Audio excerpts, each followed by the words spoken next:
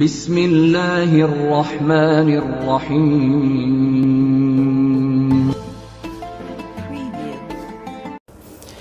బిస్మిల్లాహిర్రహ్మానిర్రహీం. మిత్రులారా, ఇఖ్తరబ లిన్నాసి హిసాబహుం అంటాడు ఖురాన్లో 21వ అధ్యాయం 1-3 వాక్యాలు. అంటే మానవుల లెక్కల ఘడియ సమీపించేసింది అంటున్నాడు. ఎందుకంటే దైవానికి భూత భవిష్యత్తు వర్తమాన కాలాలన్నీ కూడా ఒకటే కదా. మనకు గతం లేకపోతే వర్తమానం భవిష్యత్తు మనకు, కానీ ఆయనకు అంతా కూడా ఒకటే కదా.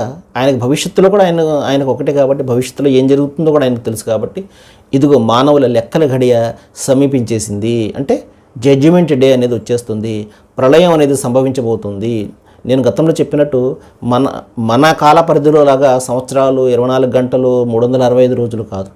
దైవం దృష్టిలో సంవత్సరాలు అంటే ఒక రోజు అంటే సంవత్సరాలు కావచ్చు, యుగాలు అంటారు చూసారా మనం. కాబట్టి ఆ విధమైనటువంటి క్యాలిక్యులేషన్ మనం చేయకూడదు. సరే, అయినా మీరు ఏమరిపాట్లో పడిపోయి ఉన్నారు, తర్వాత చూద్దాంలో వచ్చినప్పుడు అని చెప్పేసి. మానవుని సైకాలజీ కూడా అంతే. ఏదైనా ఒక ప్రాబ్లం వచ్చే వరకు కూడా దాని గురించి ఆలోచన చేయడం, వచ్చిన తర్వాత ఇంకా లబోదిబోం అంటాడు. వారి ప్రభు తరపు నుండి వారి వద్దకు ఏ తాజా ఉపదేశం వచ్చినా వారు దానిని అనాసక్తితో వింటారు, ఏమీ కేర్ చేయరు. సోదర మహాశయులారా, దైవ గ్రంథం మన మధ్య తిరుగుతూ ఉంది దివ్య ఖురాన్ రూపంలో. అయినా దైవం మనతో మాట్లాడే మాటలు ఇవన్నీ కూడా ఉన్నాయి. ఏం జరగబోతుందో మనకు తెలియజేస్తున్నాడు. ఏ విధంగా సరిదిద్దుకుంటే జీవితం ఎంత బాగుంటుందో అని తెలియజేస్తున్నాడు. కానీ ఏమాత్రం కూడా పట్టించుకునే పరిస్థితిలో మనము లేము. ఎందుకంటే మనము మునిగిపోయి ఉన్నాం ఈ ప్రాపంచిక జీవితంలో. వీటితోనే మన బతుకు అయిపోతుంది. ఈ సంపాదన మరొకటి ఈ విధమైనటువంటిది. ఆటపాటలలో మునిగిపోయి ఉంటారు. ఆటలు పాటలు మనం చూస్తున్నాం చూసారా, మ్యూజిక్ కావచ్చు, లేకపోతే మరొకటి సినిమాలు, క్రికెట్లు, మరొక స్పోర్ట్స్, ఈ విధంగా ఆటల్లో పాటల్లో మనము ఈ ప్రపంచంలో మునిగిపోయి ఉన్నాం. అని పరలోకం యొక్క ధ్యానమే మనకు ఏమాత్రం కూడా లేకుండా పోయింది.